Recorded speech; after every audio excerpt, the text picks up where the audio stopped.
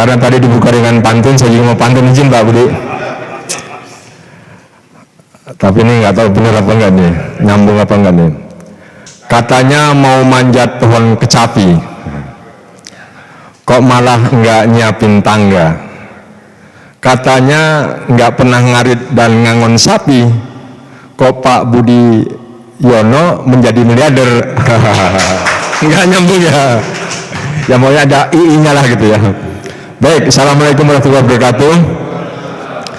Alhamdulillah kita berkumpul pada hari ini karena hidayah Allah, karunia dari Allah SWT, dan tentunya juga kita bersyukur karena kita masih diberikan kesehatan, kekuatan oleh Allah SWT. Mudah-mudahan pertemuan kita pada hari ini mendapatkan keberkahan dari Allah SWT. Amin ya rabbal alamin. Salawat serta salam senantiasa teruntuk kepada uswah suri tauladan Nabi kita Muhammad sallallahu alaihi wasallam. Yang sama-sama kita hormati Haji Budiono, ahlan wa sahlan beserta teman. Dan ini adalah sahabat saya sejak 2016 ya. 2015. Dulu sama-sama pedagang kopi, pedang sapi. Cuman sekarang beda nasib gitu ya. Yeah. Saya ingat banget, beliau mulai dari nggak tahu 5 apa 3 ekor lah awalnya dulu itu, trading, awalnya trading, ya jualan kayak saya juga. Kalau saya sudah skala besar waktu itu, skalanya aja besar gitu kan, hasilnya nggak ada gitu kan. Sampai hari ini beliau komitmen dan istiqomah gitu ya.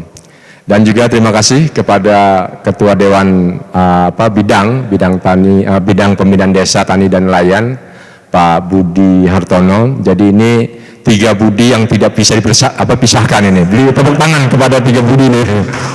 Karena nanti kita akan menghadap ke Budi Baseso. Kita mau dia jadi pembina kumpulan budi sedunia insya Allah.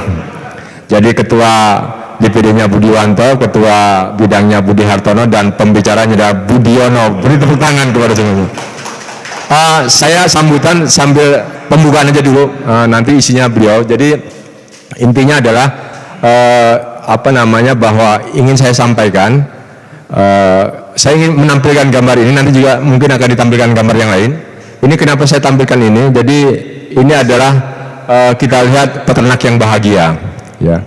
Kita nggak tahu, padahal ini nanti juga akan ditampilkan dia nyuci sapi dan lain sebagainya. Jadi Pak Budiono ini memang hari ini tadi ya, beliau sebenarnya kalau lihat gaji beliau itu di perusahaan kemarin itu sudah mungkin sekitar ya lumayan lah gitu. Dan setiap tahun itu beliau itu dapat mobil, bonus dari perusahaannya. Tetapi memutuskan untuk keluar karena ilmunya sudah ada. Nah, kenapa? Karena kita lihat ya.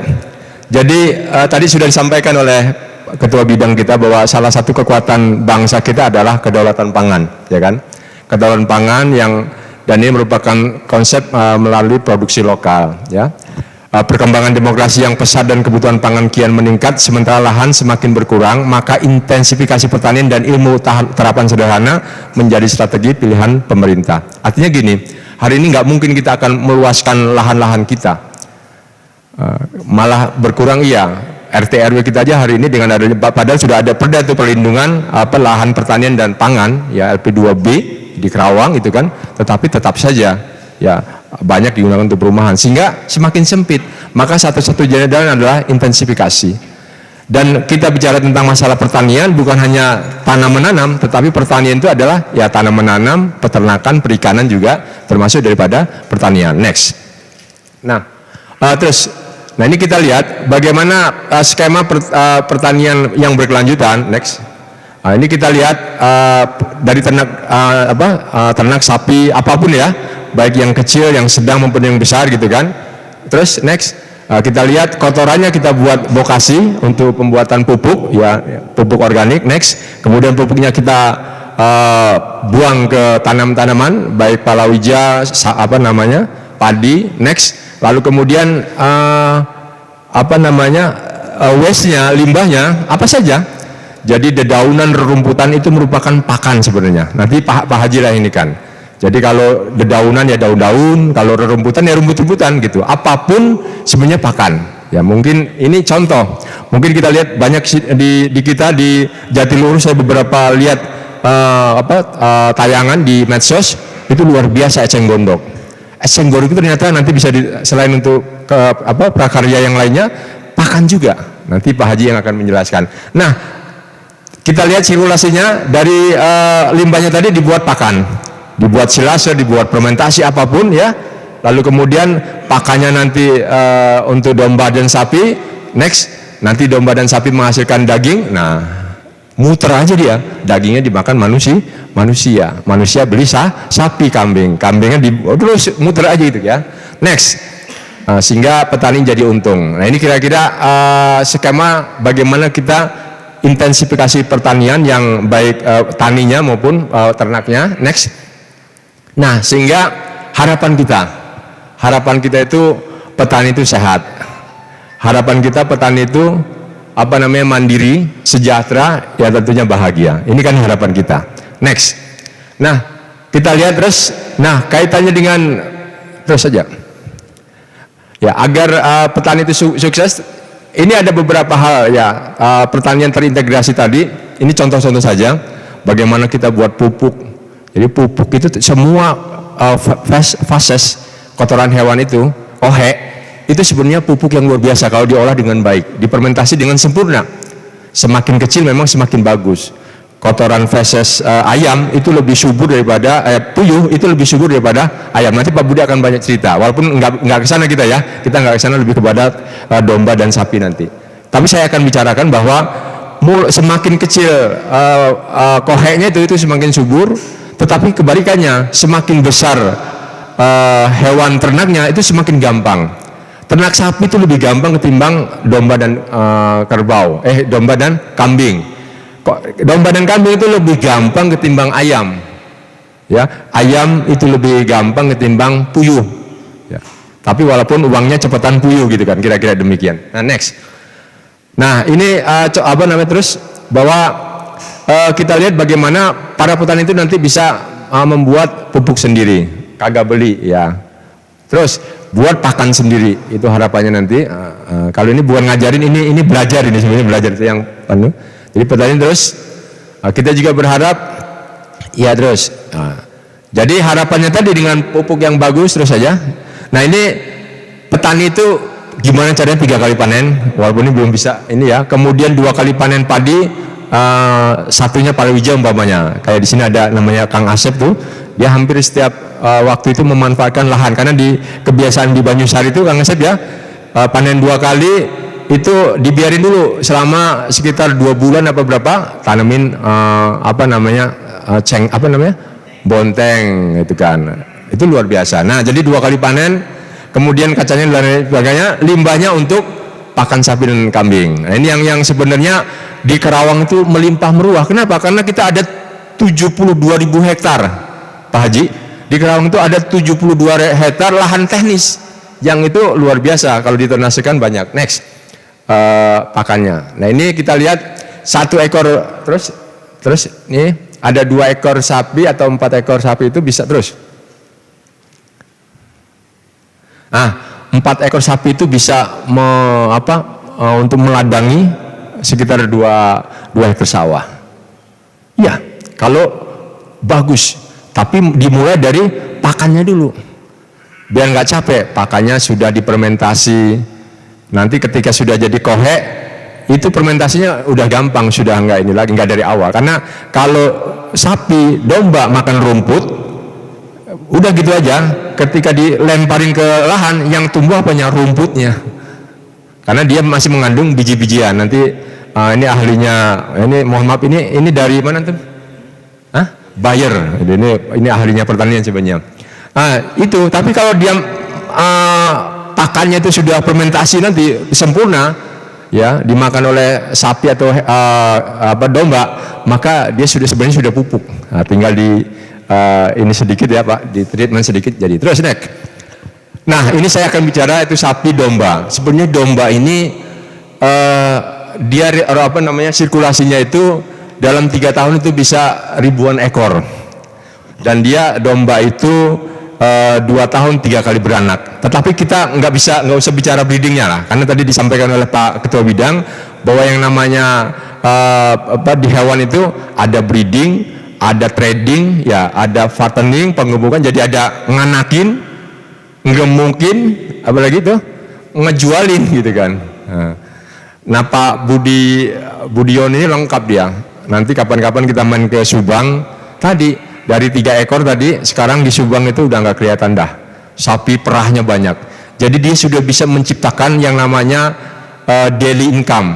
Sapinya, 1 ekor sapi berapa liter? 25. Hari ini dia pernah punya kalau nggak salah 100 ekor. 25 liter kali 100 ekor kali berapa ribu? Waduh. Belum kalau nanti hari Idul Adha, dia sudah mencapai hampir kalau nggak salah 250-an atau 300. 300 ekor setiap tahun. Hariannya itu yang harian ada susunya, hariannya dia ada fattening, penggemukan, setiap 2 hari sekali kalau nggak salah jual sapi dia. Beri tepuk tangan pada Pak Budi. Dan ini nyata. Saya kenapa mengundang beliau karena memang pelaku usahanya. Jadi Budiono ini hebat, kecuali Budiwanto belum kan. Nah belum. Makanya saya semangat nih kan. Nah jadi ini saya sampaikan, ini walaupun angan-angan ya, ini menghayal, mimpi. Mimpi itu hanya bisa dicapai dengan tidur. Ya kalau kita nggak tidur gimana mimpinya kan gitu kan. Ya kan mimpi itu bisa dicapai dengan tidur. Nah di dalam penggemukan idealnya minimal ya itu 3 bulan. Tapi speknya udah bagus, minimal 8 bulan atau 6 bulan, pakannya juga bagus. Kita ini kan 3 bulan dia panen, dijual maksudnya. Ini kita bicara fattening aja, penggemukan. Jual hasilnya dapat, beliin lagi dapat 2. Pokoknya hasilnya dapat 2. Terus ketika 3 bulan berikutnya dapat 4. Maka kelipatan dalam 3 tahun dia akan ribuan. Kita lihat terusnya. Nah, ini mah teori dulu kan. Perhitungnya begini, kira-kira sentrat Pak Budi itu sekarang sudah 19% kemarin saya tanya. Ada Pak Budi. PK ini namanya protein protein kering atau protein kasar, 19%. Rumput, kalau cuma rumput doang, kenapa nggak gemuk-gemuk? Ya kecil proteinnya. Karena yang namanya hewan itu dia harus ada serat. Tadi kata saya dedaunan atau rerumputan, harus ada karbohidrat, harus ada protein. PK-nya bisa 15%, ini ya mudah-mudahan itu 2,5 kg per minggu kira-kira. Tapi Pak Budi dalam 1 hari bisa berapa kilo sapi? Tapi 3 kilo. Beri tepuk tangan lagi Pak Budi. Susah, sehari bisa 2 kilo tuh berat bener. Tapi beliau dengan protein beliau itu bisa sehari bisa 2 kilo sampai 3 kilo. Dan saya membuktikan, karena dia beli sapi cuman sebulan dipelihara, itu bobotnya hampir 90 kiloan ya lebih.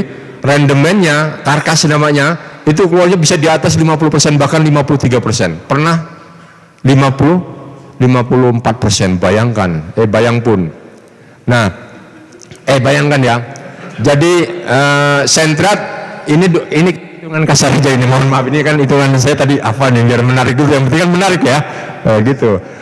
1 bulan berarti kali 4 minggu, 1 minggunya 2 berarti 10 kilo, 3 bulan berarti 30 kilo. Enak kasih hitung-hitung mah enak sih. Nah, saya juga bisa. Nah, yang kita ini pertumbuhan yang bagusnya sebenarnya di angka kalau ini domba, karena saya biasa domba, kalau sapi saya terus terang aja itu di 8 bulan lah atau 6 bulan. Kita buat yang 8 sampai 6 bulan, kita beli yang bobot 18 kilo, harganya umpamanya 1 juta, ya kan. Lalu kemudian 3 bulan berikutnya kan tadi 1 bulan 30 kilo, berarti 48 kilo dalam 3 bulan. Kalau kita kalikan domba per kilo 55.000 yang jantan 70, berarti wah kecilin saya emang ngecilin aja dulu. Ini kecil, saya ngitung kecil aja 70 ya, karena ini tukang domba, lupa saya. 2.600.000. Ayo next. Berarti masih kemungkinan taruhlah 70 kali 30 kilo terus. Artinya apa? Beli domba lagi dapat 2 dan masih ada margin. Tepuk tangan dulu untuk ini. Jadi kita punya domba 3 bulan di fattening, digemukin, bobot 30 kilo umpamanya, ya dengan tapi proteinnya sempurna ya. Maka hasilnya kita belikan 1 lagi jadi 2, maka masih ada margin untuk operasional walaupun kecil. Next terus. Ini cepat sebelumnya. Sehingga kenapa tadi bisa ribuan, kita lihat. Nah, ini kan sirkulasinya. Pada panen yang pertama itu 2. Untungnya taruhlah saya kecilin, ini udah beli domba lagi ya, masih ada sisa 325.000 sisanya. Pada 3 bulan berikutnya berarti fase yang kedua jadi 4. Berikutnya 4 kan berarti kelipatan terus saja. Nah terus ini pada akhirnya setelah 3 tahun ternyata terus kita punya 2.000 ekor domba, bahkan 4.000 tuh. Tepuk tangan. Ini kalau bener ya, kalau nggak bener ya repot ini. Artinya iya kalau bener gitu loh. Tapi ini saya bicara logika ya, saya bicara logika. Bener nggak? Kita beli 1 jadi 2 jadi 4 jadi 8 terus kan? Tapi kalau benar tadi, maksudnya benar itu apa? Manajemen tadi. Nah kita bicara fokus, manajemen pakannya bagus, manajemen kandangnya bagus, kesan bagus. Intinya kita bisa nyuntik, bisa mandiin sapi, nanti kita lihat ini ya, Pak Budi akan tayangkan dan sebagainya. Sehingga kos-kos itu bisa dihilangkan. Nyuntik sekarang paket sapi aja udah berapa? Kalau kita bisa nyuntik sendiri, minimal ngasih vitamin aja. Masa ngasih vitamin kudu bayar kan, tinggal dicrot gitu aja kan. Next. Ya, nah sekarang ininya. Nah saya akan bicara sebenarnya untuk mengentaskan kemiskinan itu gampang bagi seorang pemerintah daerah atau bupati. Maka saya sering berkelakar jadi bupati, gubernur, wali kota itu gampang. Yang susah itu jadi ketua DPD. Iya, programnya banyak, duitnya iya Pak. Benar nggak Pak Ji? Kalau bupati enak, tahunnya belum nyampe, uang udah ketahuan berapa triliun. Hari ini kita di angka 4,8 triliun, bayangkan. Kita bicara Kerawang saja ini kan, nah, maka itu yang saya tulis adalah mensejahterakan petani Kerawang dalam 5 tahun itu gampang. Kenapa? Jumlah petani kakak kita itu ada 281.000. Dibagi 5, artinya kan nggak semuanya tuh, bagi 5 aja, berarti ada 37.000 sekian. Kasih aja modal pack untuk beli domba. Tadi 1 juta. Domba itu berarti taruhlah 3 betina, jantannya kan harus yang bagus, berarti lebih mahal, berarti 3 betina 1 jantan. Dengan perhitungan tadi 3 kali panen sudah berapa itu? 2 tahun 3 kali panen.